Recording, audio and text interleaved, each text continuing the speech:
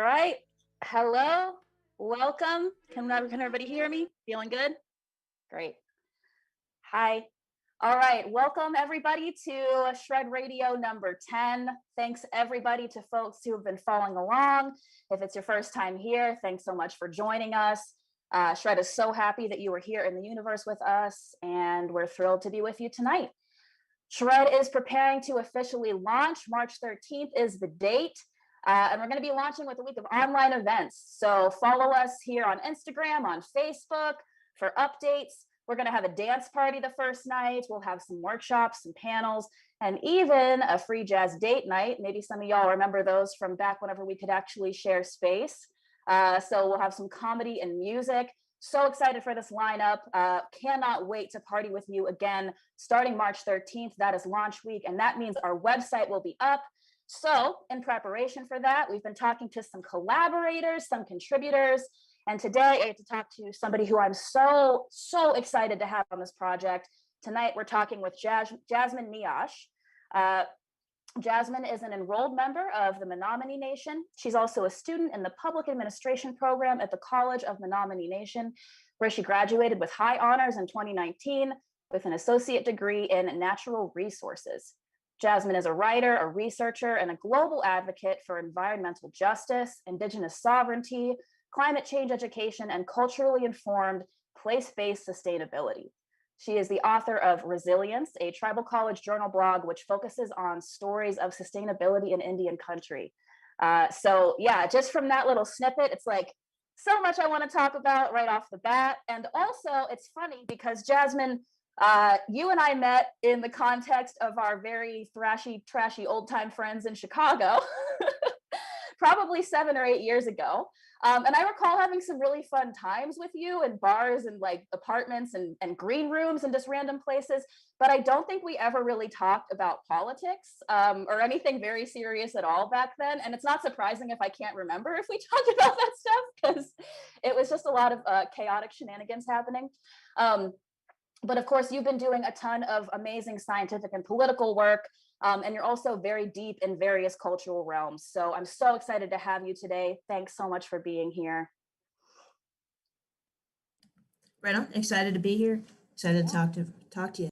Yeah. So before we dive in, and to help me calm down a little bit, because I get so jazzed at the beginning of these things that I'm always like vibrating, we're going to do as Shred does and just take a second to check in with our nervous systems. I like to close my eyes when I do this.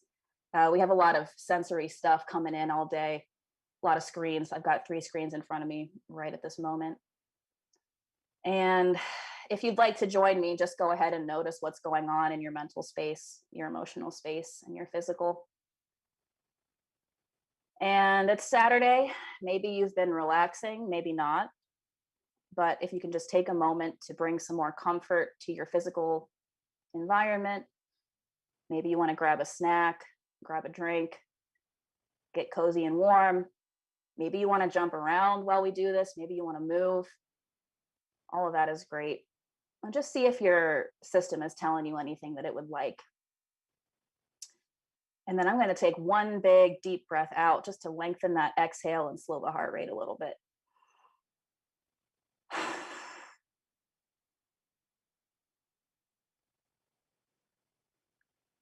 All right, thanks everybody.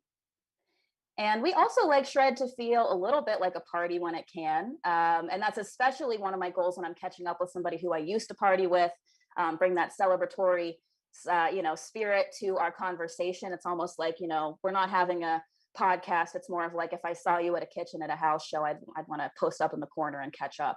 So what are you doing to kind of bring the party vibe tonight, Jasmine? Oh, well, spring has finally sprung in the Midwest after weeks and weeks of just like gray, windy, chilly winter. So I've got all the windows open. It's like 50 degrees outside. It smells like, spring. I'm super psyched about it, actually. It's a fantastic night. Wow. That's amazing. Yeah, it's gotten a little bit warmer here too in West Virginia. And I think after this, we're going to go for a drive, and I'm definitely going to see if it's windows open kind of weather. I am to party being a complete fangirl and wearing the shirt of the band we heard on the coming in. So this is Pass the Snakes and Pick Your Poison. Can I get an amen? So our old pals, our old time pals from Chicago, very cool shirt. And also I'm drinking some red wine in a little glass that I made myself. So that's my kind of tradition with Shred Radio here. And I'm just going to go ahead and frame Shred Radio. We're toying with how to make sure that we're talking about what we're talking about and how we're talking about it and all these different layers with Shred. We're very concerned and focused and excited about picking apart what language really is, what communication really is. And all of this is just an effort to remind ourselves that we are, in fact, animals who kind of exist in this dual world, right? So on the one hand, we are sensory, we are here touching things and eating and drinking things and making our machines work physically, moving materials around. And also we share a second virtual world of symbols and meaning and language and stories. So we use these words and narratives to describe processes in the world that are not static: ideologies, movements, political labels, even historical figures, people, our favorite writers. All of these are processes. Even the earth is in process. So when we set out to communicate about the stuff we want to talk about, we're always trying to remember and remind ourselves, this is what we're actually doing. When we say X is this or that, what we're saying is we're using a symbol that exists in our shared virtual world to point to a complex process happening in the material world. So the two things are different. The word is not the thing, but the words are really useful to say, do you see that thing happening? What do you think about that thing? So we're just always here to remember that when we talk about one subject, there are circumstances and timelines and other processes that play into that subject. So Jasmine and I are processes. We're going to be processing. We come from similar and very different contexts and timelines. And the labels we currently use for our experiences are grounded in history and currently in a process of developing, and they always will be. So that's how Shred likes to talk about what we're doing. Jasmine, anything you want to use to kind of frame what this conversation is going to be like for you? Sure. So first off, that was a fantastic, way to kind of like frame the conversation just to start. I should mention too, we're going to be talking a lot tonight about the wonderful world of Western science and about the different, many myriad ways of knowing things. And there are going to be a couple of times where it kind of like maybe sounds like I'm kind of like bashing on science a little bit.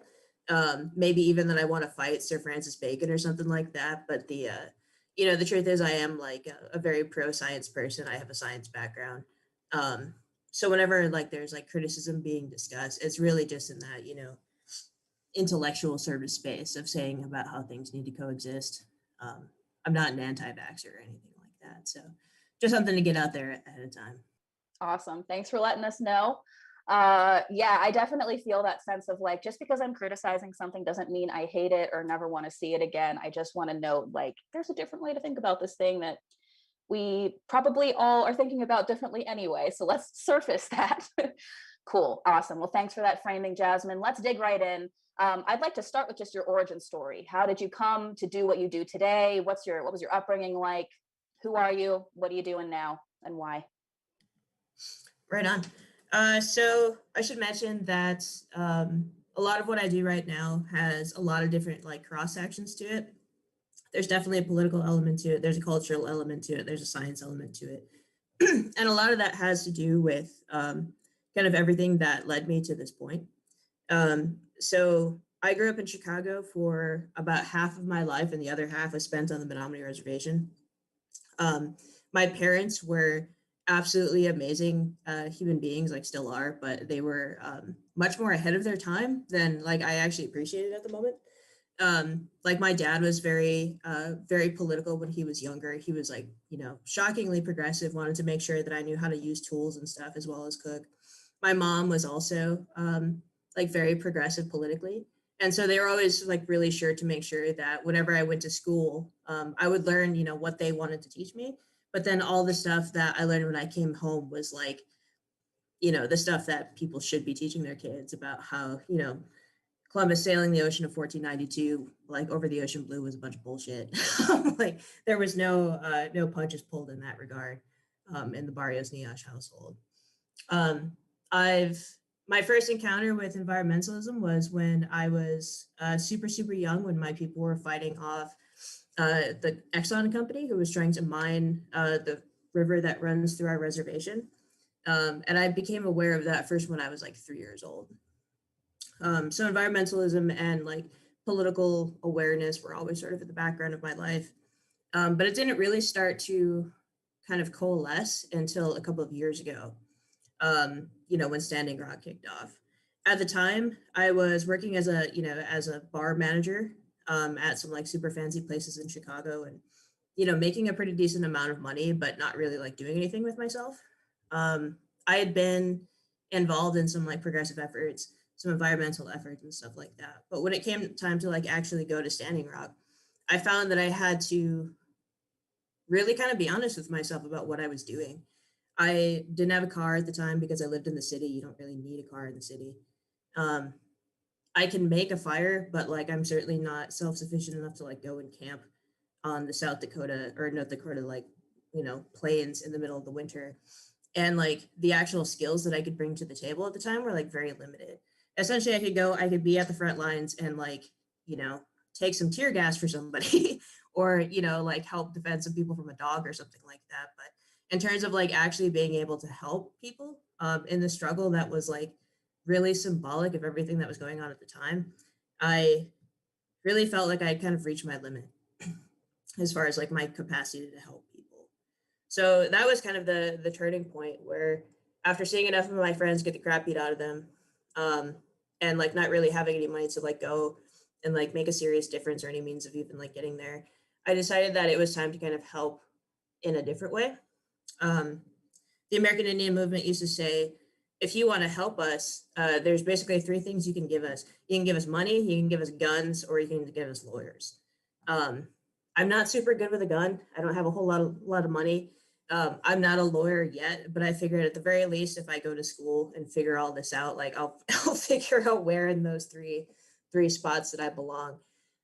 So ever since then, I've been back home on the ancestral territory of the Menominee people, living just a couple miles off the reservation, going to school and like really throwing basically all of my energy into climate change, climate justice, and making sure that Indigenous people are able to exercise our sovereignty and our cultural heritage. Because I really feel like that's the only real antidote that we have right now to this absolutely horrible system that we found ourselves in, which is, like Western settler colonialism, capitalism, the hydra that all of us are facing on a day to day basis. So that's, that's the story of me.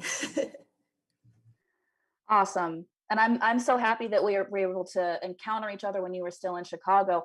I'm curious if how you feel about like the different cultural landscapes between the two places where you came up. If you're going back and forth between like your ancestral land in Chicago, did you ever experience any like, any just anything of note regarding like the cultural surroundings there?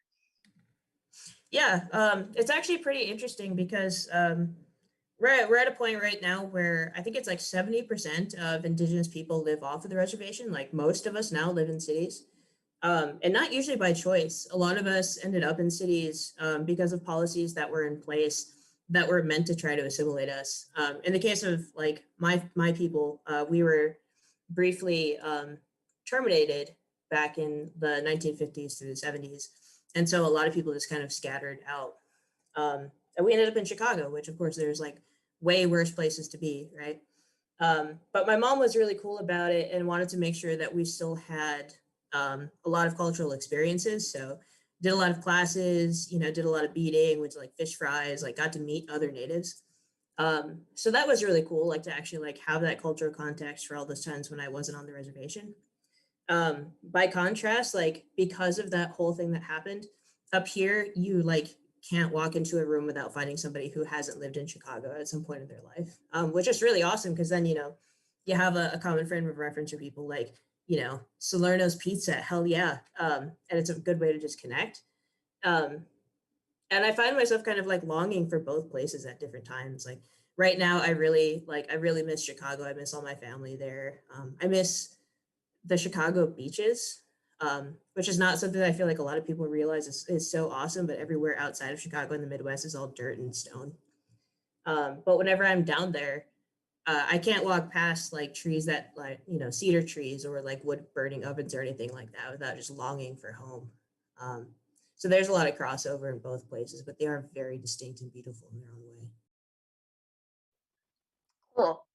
And I just learned that you used to kind of run a venue, a performance space in Chicago over 10 years ago. What was it that brought you down that path? And also, how did you end up in the old time scene where you and I met?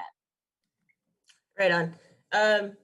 So I'm one of those people that just like has too many interests for my own good. Like I've tried to do so many different careers that I just like threw myself at completely before ending up on this path.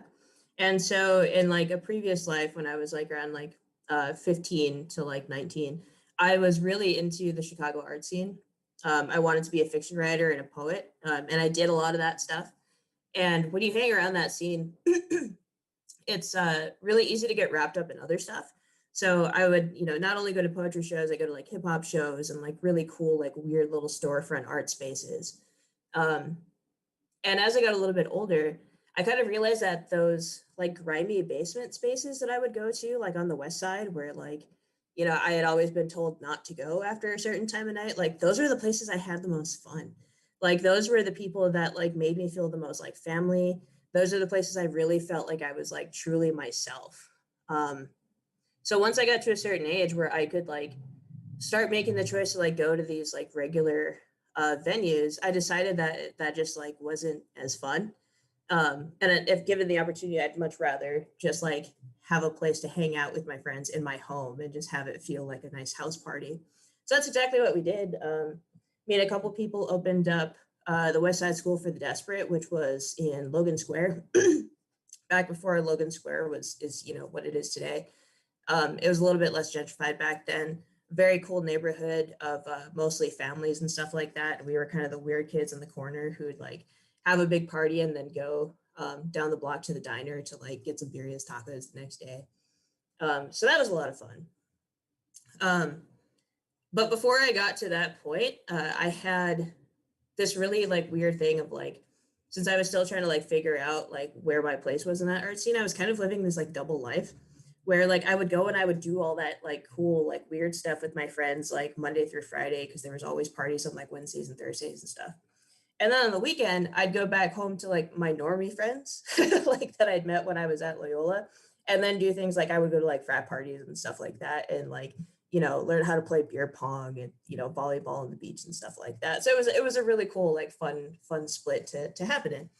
And my college roommate back then was from Iron River, Michigan, and there was one day when she was like, "Hey guys, just so you know, I ran into a friend of mine from high school, and he doesn't really know anybody here yet. So I was hoping that he could come out with us. Like, would you guys mind if he like tagged along with us to this party on Friday night?"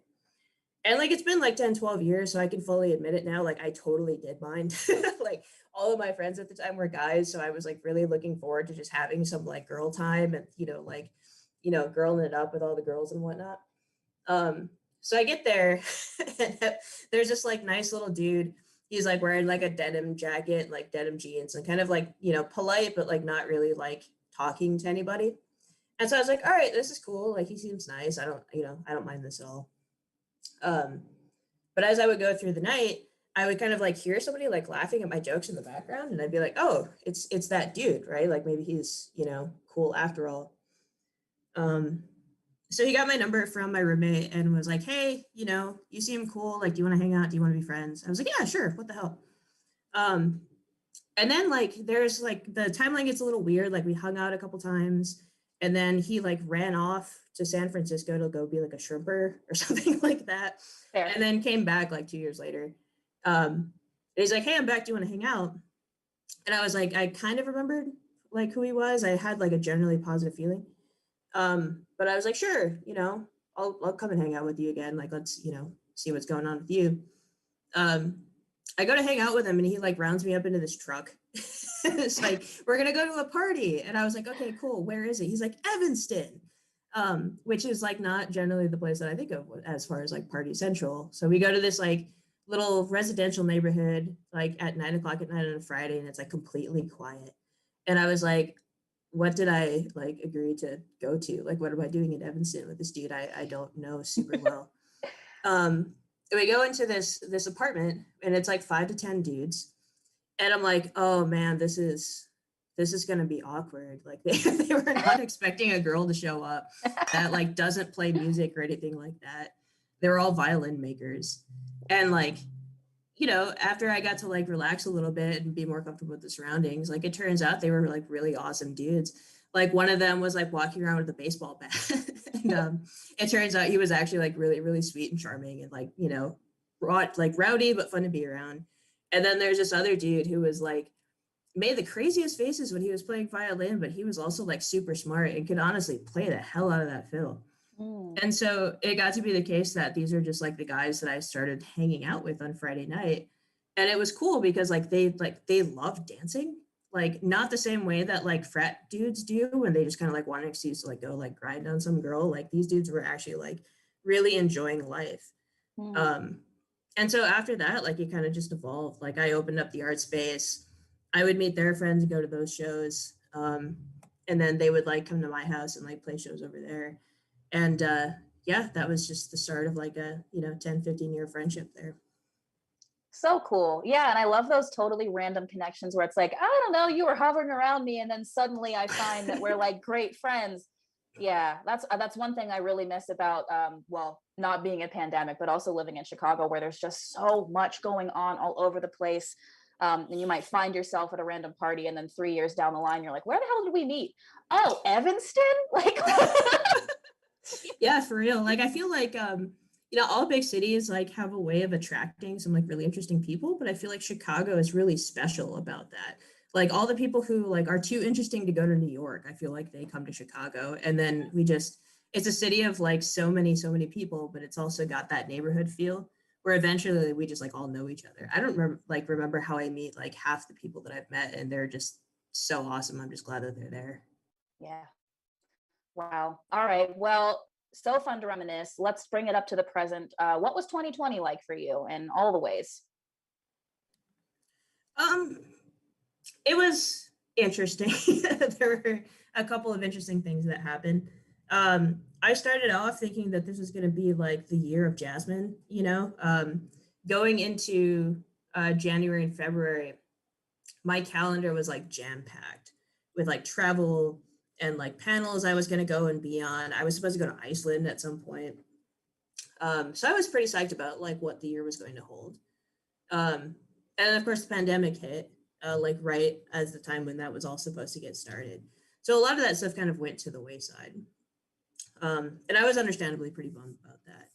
But I'm also a really big fan of adapting to problems. So that was a huge opportunity for me. And I could tell that right off the bat that, oh, fantastic. So like everybody's going to be home. So we could actually have like more events.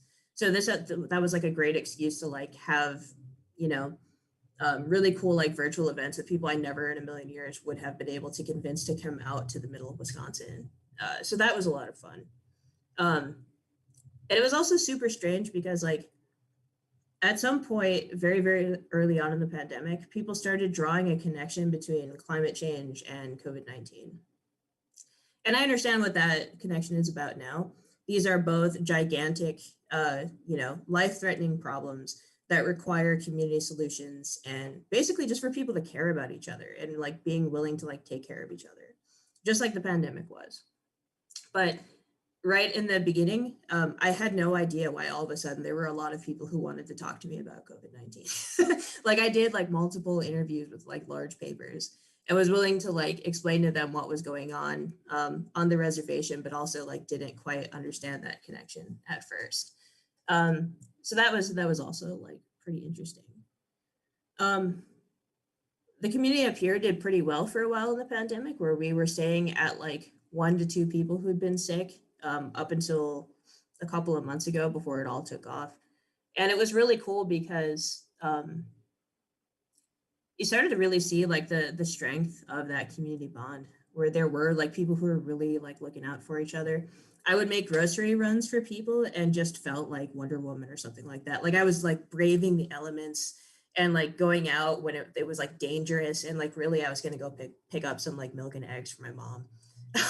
But just like, you know, we're wired to get rewarded for that hardcore. Yeah. I was just like, you know, I'm out there protecting the elders.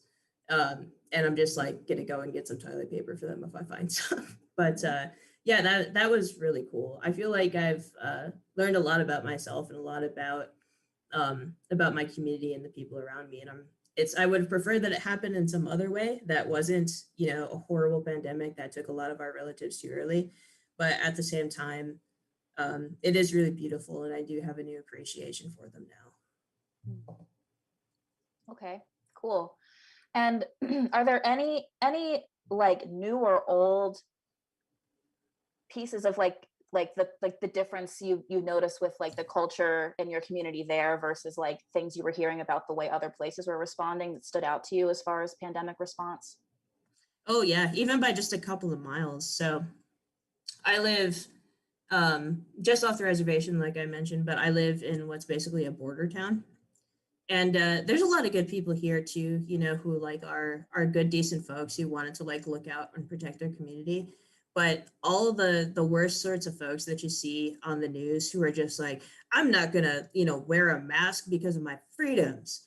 And like if you have cancer and you might die from COVID-19, why don't you just stay home forever and like live in fear? All of those people are like the people who live here. Like somehow they all just coalesced here. So within a span of like a couple miles, like there's like the people who are, making gigantic personal sacrifices for themselves and for others because they don't want to bring something home to their grandparents. And then just down the road, you've got people who like will cut holes out of their masks so that they have their mouth free just out of spite for, liberals. So that's the weirdest juxtaposition I've ever been a part of. Yeah, I bet. All right, so let's bring it to what we kind of framed this conversation as, and what I'm really excited to get into with you tonight. So our tagline at Shred is culture, science, politics, and we could have picked any three words to put there. We picked these three very specifically because we're working towards de-siloizing these terms, but there are all, like as I mentioned before, you mentioned science. Well, there are billions of other processes involved in shaping what we know science to be, what's happening within it and outside of it, what's influencing it, and so much so that it's all one thing. Same with culture, same with politics. So we're very careful to try to not undermine our own project, which is hard with language, by talking about these things, science, culture, and politics, as separate categories or separate things. We're trying to emphasize that they are totally interconnected, ongoing processes that are in fact basically the same thing. They all influence each other so much that they can't be pulled apart. And of course, there are other things playing into all of this, but very specifically, we're focusing on science, culture, and politics.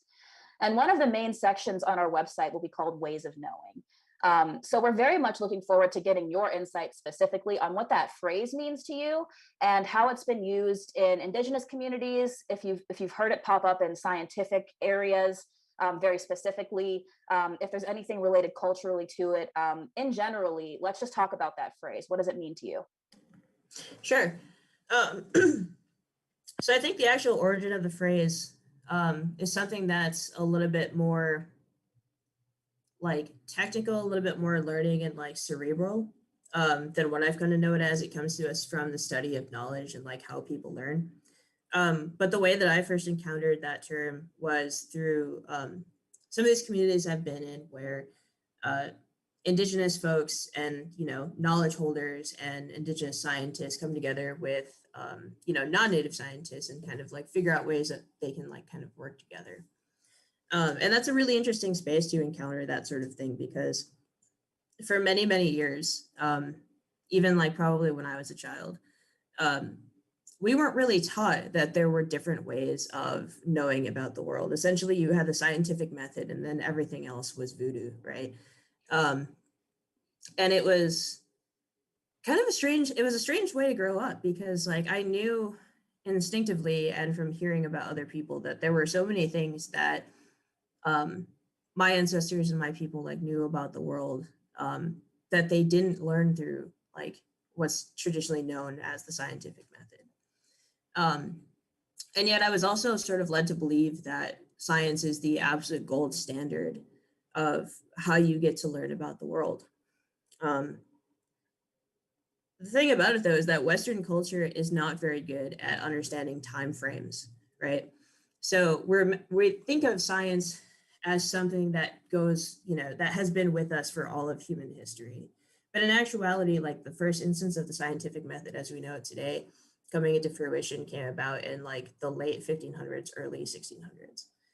Compared that to like my people who have been in this exact same spot for 15,000 years learning about the land. Um, and because like a lot of our knowledge tends not to be um, easy to cite and like easy to annotate and things like that, where you're like, oh, such and such person at this time recorded this result and then published it in this journal. It's like, well, my aunt told me that we can only harvest this plant at this time when these, species are out, because if you don't do that, you're going to get sick and you're going to die. And I don't know why that works, but it works. Um, and the difference between that is really just a matter of perspective, right? Because sure, like with science, the scientific method, it's great because what happens is you make a claim, you have a rigorous way of like testing that claim and then bringing it to a certain place of a certain amount of assurance.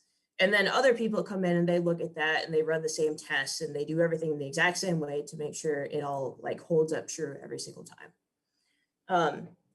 And even with that method, you still have things that aren't necessarily accepted as like what you call a law, like gravity, for example, like isn't, a lot of people are very quick to say that like, yes, every time I drop a pencil, like I know it's going to fall, but it doesn't necessarily have to. Like that's gravity is still for some people considered like a theory, and that doesn't make any sense until you understand exactly how precise those languages are. Mm-hmm. But at the same time, I also know for a fact that if I don't harvest this plant at this particular time, if I harvest it a little bit later, when the fireflies aren't out, or a little bit earlier, that I'm going to get sick. And I know that because that's been the way it's been for thousands of years. And like the way that we've come to know that is just through surviving. Like surviving for that long in one place is our proof of concept. And yet for some reason, like the one that's only been around for a couple hundred years versus 1,000 years, somehow that first one is considered more legitimate. And like you can see it in a lot of other things too, that weird dichotomy. One of my favorite examples is I'm a big Carl Sagan fan. I was actually going to be like a cosmologist for a little while before I found climate change. And one of his most famous things that he likes to say is that, we are all star stuff. And whenever people say that, like everyone gets, their minds are blown. And like even me, I get like super emotional every time I like hear him say that. I just get chills, right? But a lot of the same people who hear that and get really moved by that would also kind of hear that coming from, an Indigenous elder who's been saying this for thousands of years throughout his ancestral line. And one of those things is considered science and the other is considered folklore. So the importance of the ways of knowing, to kind of circle back around, is also just to understand that even though science is a fantastic thing that has helped us accomplish a lot as a species, it's also not the end all be all in terms of the way that you understand your world. There are so many other things that are also experiential that are just as valid, that don't come to us through the traditional Western like lens of viewing things. People who like know their land so well that they can make testable predictions that science hasn't even kept up with yet, and they did all these things without, tools, without meteorology, without telescopes or any of these, crazy inventions. That's how well they know their place. And so, yeah, so I think like whenever I hear ways of knowing, that's the thing that I want people to take away from that, because there's the Indigenous ways of knowing, and then there's also, Indigenous people all around the world who have very similar experiences, who are also kind of like silenced by Western culture, who have just as much to say about it as anybody else. Absolutely. Yeah, I really, really enjoy that framing. And I feel like I just learned a great, like that really helps me to put more language to it. And it brings me back to the framing of this conversation, which is to say that anytime you're using a word to talk about a thing, you're already telling a story. It's all folklore, actually. It's all, here's what I've pieced together and here's how I'd like to communicate it to you. And, oftentimes, we note that there are like inherited stories and folklore that we hear, and that is somehow separate from the way that we talk about the scientific method. And it's like, it's different, but it's also not that different. You know, again, we're entering into this agreement of this symbol means this to me. Maybe I can show you some calculations of it. Maybe I can show you some physical evidence of it. Both of those things are us trying to tell stories and build shared symbols in order to track what's happening. And it's very interesting that the wisdom that's been around for, like you were saying, thousands of years is deprioritized over the things that are newer because there's more math to show around, and more precision and more measurements to show around the more recent ways to talk about it. But yeah, I really appreciate that, that framing. And I'm interested if, just thinking about how we make note of things. So I'm really interested in, when we started to write things down, which it seems like that came about once we had surplus. People were like, oh, I have so much extra stuff to keep track of, I have to like write things down. And from there we get, language to tell stories. I think the first author was like a priestess back in Mesopotamia, and it makes sense that in the place where agriculture developed, they would begin to understand that they would need to write things down and measure things. And then from there, there are stories that she told, and they weren't they were stories of gods, but she shaped them to be politically useful. I'm forgetting her name right now, but there's, I was just reading an article, and it's just very interesting to think about, like, the ways that are, the different segments of knowledge that we have are totally used politically to tell useful political stories on one side or the other. Am I an anti-vaxxer? Am I going to scientifically excuse warfare? All of these things are happening, and it's very interesting to note that, at this point, certain realms of the population are much more likely to believe something when it's given with math and calculations and the scientific method versus like a story that's been passed down about, like, you shouldn't fucking do that shit, it's bad for you. So I'm just curious if you have any thoughts on that. Absolutely. Like the one of my favorite instances of this actually is from some climate research that was done like around like Alaska, Canada, like somewhere like way far up north, right? And of course, like the thing that we always think of, with the Native Alaskans is, oh yeah, they have, X amount of words for snow. And so a lot of people, that's, just something interesting and kind of like, oh yeah, that's, what a fun thing that I know. But in actuality, that like really shows just the depth of like how much they actually understand about the rest of their environment. Like it does actually matter if you're talking about like a wet, heavy snow where like, the kind of, if you pack the snowball and you like being your brother with it, like it's, it might leave a little bit of a mark, or that really nice, like fluffy stuff that you're driving through and like makes your car skid after like, a centimeter or two. It would be helpful to have, some descriptions for that. Well, there was one instance where a couple of climate scientists went up there to go and try to get some information from them. And so these native elders told them like, oh, okay, yeah, if you go out this way, you're going to want to be careful because there's some stuff out there, like the way that the ice flow like happens up there, like makes it kind of dangerous. So like, don't go up there. And these scientists were like, yeah, that's nice, thank you. And then of course, like came back like, that's not true. Physically, that doesn't make any sense because like our calculation says this and this and this, blah, blah, blah. Turns out they were 100% right. Like exactly what the Alaskan elders told them was going to be up there because they knew it was there,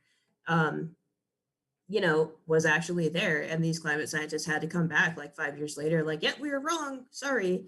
A lot of observational science comes down to just like fuck around and find out. Like if you really want to go and eat that particular plant in April, like no one's going to necessarily, people will try to stop you, but if you want to do it, go ahead. All that's going to happen is you're going to make yourself sick. There does come a point where it's just kind of like when you rely on knowledge to survive, the underlying like, logic of it, like maybe there were some people who were interested in it, but really like that's the only part that you need to know. I find that indigenous knowledge, that which I'm familiar with, tends to be much larger and much more systemic versus Western science, which is like almost obsessed with breaking things down into the smallest possible parts. And there is validity to both. But the key being that you need to make sure that you have both, because otherwise you don't really actually like understand things. If you're just navel gazing at one particular aspect of one particular discipline and only focusing on that little tiny quirk of an idea, and you're missing everything else that goes around you, and the ice is cracking beneath your feet, you're not going to be very useful if you don't get out of there. So yeah, that's one of those. That's how I always think of that. Awesome. Yeah, totally. Um, so I'm curious, you when we were prepping for this interview, you said that you're making a curriculum on natural disasters, but that you could kind of insert any kind of disaster into the curriculum you're building because of the political and cultural context around it. So just like we're saying, these are kind of like intertwining systems that impact how we're experiencing time and space and how things might impact our species or the planet we live on. Can you talk just a little bit more about that curriculum and what you meant by that? Sure. I won't go into too much detail, like too many details about the curriculum itself, just because there's like a lot of folks involved with that. But um, it is a lot like just how you said at the beginning of this, that like science, culture, and politics are not separate things. They're all very, very much related. Um, and so you see that a lot right now with COVID-19 and with climate change, in the sense that a lot of the things that make COVID-19 response more difficult are also the exact same things that make natural disasters as a result of climate change all the more devastating, right? You have these communities that um, aren't doing so well economically, right? There's already like a huge vulnerability there that you kind of like have to deal with before you can deal with anything else. And then all of a sudden, out of nowhere, a gigantic natural disaster occurs, be it a pandemic, be it a wildfire, be it a hurricane. And all of the things that would be difficult to deal with under any other circumstance, you know, like people who just lost their home, people who haven't been able to work for like, you know, 2 or 3 months, people who have, you know, pre-existing conditions and aren't going to fare well under a system shock like that to begin with. All of a sudden, those are even more horrible because of the circumstances that were there to begin with. Mhm. And to some degree, I think like we tend to think of these things as being very unique, right? Like we don't readily draw connections between like the massive snowstorm that happened down in Texas that left a lot of people without power and a wildfire in California, because those are such, you know, those might be climate change related in people's minds, and people who are really into looking at things that way will associate them. But most people will see them as two separate things because they're, you know, one is hot, one's cold, whatever. Um, but a lot of times the end result ends up being the same. Like there was a wildfire a couple of years ago where California's largest utility had to disconnect power for millions of people across 30 counties. They were the most populous areas of California that all lost power. And there was one particular tribe that did really, really well. And the reason they were able to do really well is because they had already had to deal with crappy utility usage for pretty much like their entire span of like living with Western society. So they were like, you know what, screw it. We're going to build our own microgrid, and it's going to run on solar with like a battery that's attached to it. And like that's going to be how we power ourselves. So when all that stuff went down with all the California wildfires, where they had to like shut down power to people who were already like terrified and suffering and like breathing in horrible fumes all day, that particular reservation was like the only place that had power, because they were able to not only be self-sufficient and exercise their sovereignty, but they were also able to exercise their cultural values by using renewable energy. Um, and that same cultural resilience is the exact sort of thing that's also helping people adapt to like COVID-19, for example, where like you already have those community bonds, you already have those cultural values, that knowledge of how to get food if the supermarket is closed. Um, and so to that degree, like it doesn't really matter um, what horrible thing happens to them.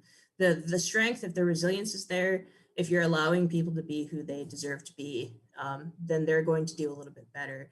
If you're putting them into a situation where it's a no-win scenario, no matter what you throw at them, it's going to be devastating. Mm, okay. Yeah. Yeah. I appreciate that. And I'm just curious, to whatever degree you want, thinking about this through a political lens, how do you self describe your politics? And do you do any political work, and what does it look like? Sure. Uh, for me, like I feel like my political identity is kind of like three layered. In my heart of hearts, I'm probably more of an anarcho-communist than I am anything else. I'm a really big fan of the idea of like let's just do things together as a community and have this kind of work out. Um, I don't believe on an inherent level that people are assholes who need to be selfish. It doesn't make sense to me as a science person, where you know, human beings are such small, weak creatures that are very, very slow compared to the rest of the, you know, the relatives that we share this planet with. that we kind of need each other, right? That's the only way that we survive, is if we survive together. And so having a political system based on that is kind of what my ideal would be. However, I'm also aware that we like live in this, this culture that has brought out like the worst in people. And so having a government that does help us facilitate that process so that we don't have the people in our, our world that are truly barbarians, who like truly do like want to just cause chaos and like hoard things for the sake of hoarding things. So those people can't necessarily take control. Like I do feel that like a democratic socialism sort of model is probably the most practical.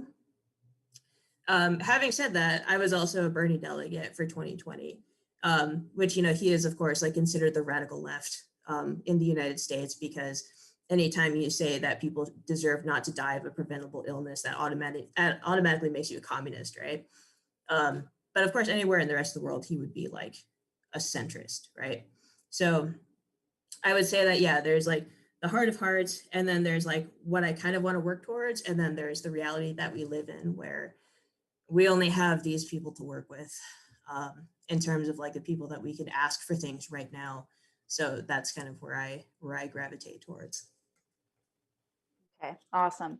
Yeah, I relate to that. I think the things that I've been learning about, I've always been really fascinated with how we evolved and the difference in going from however much time we spent being nomadic hunter-gatherers, living in small bands, building trust between, just the folks that we know and consider family, and then what it meant to develop language so that we could organize with people outside of our direct relatives. That was a huge revolution that made our species, the Homo sapiens, kind of the dominant species on the planet. And it's a question of, well, did we mean to genocide the other species, or did it just so happen that we were doing our best to survive and it sucks to be in competition for land and resources? I think it's probably a big old combination of a lot of stuff that we maybe don't even understand the mindset anybody was in at that point. But I am really fascinated with like what it was like to be a human at that point. But what I know about our nervous systems, and just as mammals, is that because mammals are so small, and we came to being well after the reptiles had established this as their planet, and they're very big and predators, and they have a very simple nervous system, we developed all these ways to communicate to each other. Hey, I'm actually safe to work with. We have to work together to survive. We're only going to survive if we can trust each other.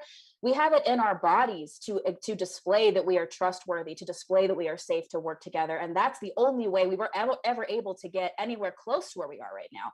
So to me, whenever I look at how terrible things are right now, I don't even know if it's an optimism or just like, this is how I scientifically understand the timeline of being a human, that our cooperative selves are right here. We feel that, you know what I mean? They're right here. Our nervous systems are wired to facilitate that. And they're also wired to tell us when we shouldn't be trusting somebody. And yet we're born into a society where the people that we know we shouldn't trust at a felt sense are our bosses, are our politicians, are the people that are setting our public policy. And so it's just very interesting to me that there are a lot of myths and scientific, excuses that are designed to kind of turn our instincts against us. And so that's what I'm really interested in examining through the grounding interpersonal politics part of Shred. But yeah, so that means that my politics, in an ideal world, yes, I would love to be sovereign and to have a lot of self and community governance and to uplift our beautiful ability to cooperate. And also there's a lot of shit in the way of that actually happening. They're going to kill us. And so we need to be real about how to build enough power to have that world. I'm going to quote David Harvey again, like I did last time. He says, I'm a socialist so that someday we can live as anarchists. And I know that, I think something we're interested in working with Shred is that there is a very interesting development, as there always has been, between anarchism and communism, or anarchism and socialism, as different ideologies, different communities, and also there's a ton of overlap. Obviously, we're grappling with very similar things. We might have a lot of similar goals. And so we are going to just talk about that quite a bit and say, why are you gravitating to this thing? Where do we agree? Where do we not agree? Can we build a platform we can work with together? Where do we diverge? How can we be allies in this effort? And to me, that feels doable and useful because I know that just below the surface of our ideology is a very ingrained ability to communicate and collaborate. So yeah, I And relate like to that. and a need for each other too. Like it's really like one of those things that has come out this year is the extent to which we just need each other. You Mm-hmm. know, like so many people who are kind of like living alone right now and who haven't like hugged another human being like in months and months and months, like and feeling that kind of like longing for it and not even maybe necessarily realizing what that is, that just kind of shows you that like not only does it make perfect sense for us to get together for survival, but also just like we're better people when we're together, you know? Mm-hmm. And especially like in this, you know, hyper individualistic, like I don't need anybody but myself sort of culture. I think that's one of those things that if we're going to make any progress as a species, I think that's the first thing we have to get rid of is the idea that like anybody in this world will function completely by themselves because we know for a fact that that's not true. Yeah, and even, just from my shallow understanding of how our spirituality evolved, it evolved in the sense of animism, where we were relating to the earth as a living being. We were receiving messages from trees and rocks, and people were able to say, I heard the spirit of this land that we know and are, connected to in an embodied way tell me this myth. Let's use that to communicate and see if we can work together. And that's really what gave our species a leg up as far as surviving. And so, yeah, I think it's just very interesting, the domination of the planet, the domination of animals, agriculture. I think that's a pretty big moment in our development as a species regarding where we might have separated from how we are wired to survive and thrive together. So, not arguing that we go back to pre-agriculture. I think that we deserve to keep all of the technology, all of the beautiful science that we have, that workers have built. And also, I'd like to take it and make it of use to us in a collaborative way and in a way that supports society. Um, so on that note, what are your hopes and dreams for your work, for your organizing and science communication work? Well, my ultimate hope is that someday I don't have to do this work anymore. Um, you know, environment, like there's a lot of people out there who think that climate change, people want climate change to be real so that we can keep on doing the things we're doing and keep having a job. And in actuality, there's nothing that I would love more in the entire world than to wake up tomorrow and hear, hey guys, like climate change, like we don't have to worry about it that anymore. That's done. And like racism and all that stuff, like we figured this out. We're good now. Like everyone can go like, you know, live the lives they want to live and like be healthy and happy, and you don't have to like write any more papers about it. I would love it. I would go play video games and like lay in the grass and just like enjoy my life. But that's not how it's going to work, unfortunately.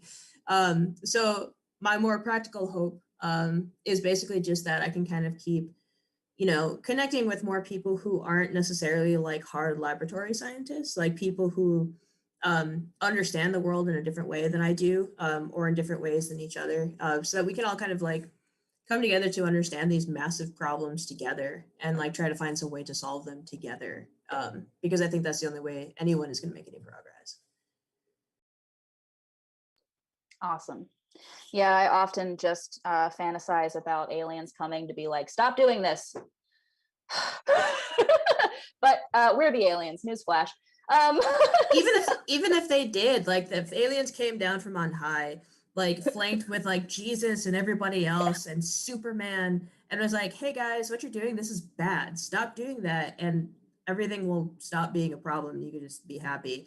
There would always be somebody like probably from America who'd be like, no, I'm gonna like, you know, keep harming people for freedom. course. Yep. Yeah, and that's another beautiful thing to note, that like I'm not optimist to the point where I think that if we have the right systems, people will stop being dicks. The problems that we will have to deal with post capitalism and post scarcity, there are still going to be problems. People are complicated. We have conflict. We have all kinds of mental differences between us, cultural differences. You know, children are, their brains are developing. There's all kinds of things that we're never going to like stop having problems around.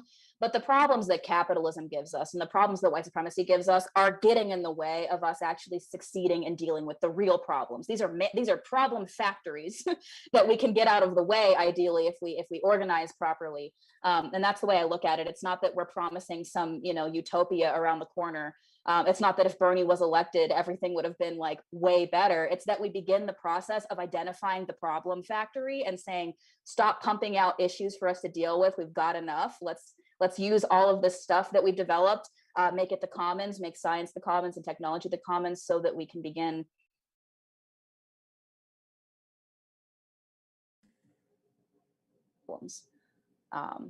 So yeah, I love that.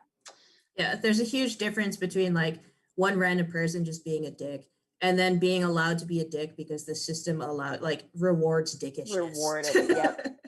Literally, yes. And that's, I think folks are really waking up to that. I thought it was happening before. I think this year, I never want to say that there's like a benefit to the pandemic. That's not what I mean. But there is something about the crisis reaching people in a way that they didn't expect. And they realize, oh, I'm much more close to being houseless than I am to being a billionaire. Classic. Americans are all temporarily embarrassed millionaires. I think a lot of us realize that's not the case this year. On that note, in the meantime, what are you doing to take care of yourself these days? Getting a lot of doggy playtime. I got a little puppy. Yep, he's been sitting here wagging his tail the whole time and just. Is he getting better at you being on Zoom? I know he had a problem with it before. Yeah, he's enjoying this whole thing now. He just likes hearing other people's voices. It's just, it's fun for him to just chill out and chew on a bone. But besides that, making sure that I'm like connecting with my family and my friends as much as possible, and letting them know that just because we're separate doesn't mean that we're alone. That's the big thing. Absolutely. And that is what we're trying to do with Shred here. Making sure that folks feel plugged in a lot of ways. This is my self-interest. We moved away from Chicago. I want to keep talking to my Chicago friends. We've got a request to see Roscoe. Can he pop up on the screen? He's grooming himself, so this is probably not the best time. Best time. Fair. Next time. Wonderful. Well, thank you so much, Jasmine. This was amazing. I cannot wait to dig in with you to all the things that we hope Shred can facilitate as far as your work, our collaborative work together. Folks listening, thank you so much for joining us. You can find us at shred-mag.com. Full website coming March 13th. You're going to find our philosophical foundational content there. We'll have some amazing pre-recorded sessions with folks. All kinds of really exciting content coming out. So shred-mag.com. And currently, if you visit that website, you can scroll to the bottom and submit an interest form if you want to collaborate with us. Anything you'd like to do with us, if you resonated with what we were talking about tonight, we'd love to collaborate with you. We've got a really amazing pool of contributors. March 13th through the 19th, it's going to be Shred Fest. Keep an eye out for that. We've got Facebook events up. We're going to have a writing workshop, a panel, a dance party, interactive performance piece, and a free jazz date night with some comedy and some music and some weird interview times. We cannot wait to hang out with y'all. Find us on Facebook. Obviously, we're here on Instagram and Twitter. Follow us on YouTube. We're trying to get a YouTube following too. We're trying to extract wealth from the algorithm, and we need followers to do that. We're going to be posting a lot of cool content there. Shred Radio kind of is oriented towards social media. We're going to have some other stuff living there too. So follow us on YouTube. If we get to 100 followers, we can have a unique IRL, and then we can be a real boy. So help us get to that point. Go ahead and follow us on YouTube if you'd like. And also, we are hoping to be able to pay our bills until bills stop being a thing. And so if you'd like to help support Shred-Magazine, patreon.com/Shred Magazine. You can contribute as little as $3 a month. We've got, if you really love us a lot, you can give us $100 a month. You'll get a very cute oil painting of yourself by Dan McDonald, one of our main organizers, also a friend from the old time scene. We are hoping to pay our artists, our collaborators, our writers, and also we like to give back to mutual aid funds, survival funds. And it costs some money to run the website to get folks paid. So patreon.com/Shred Magazine. There's all kinds of fun prizes you get if you throw up some money.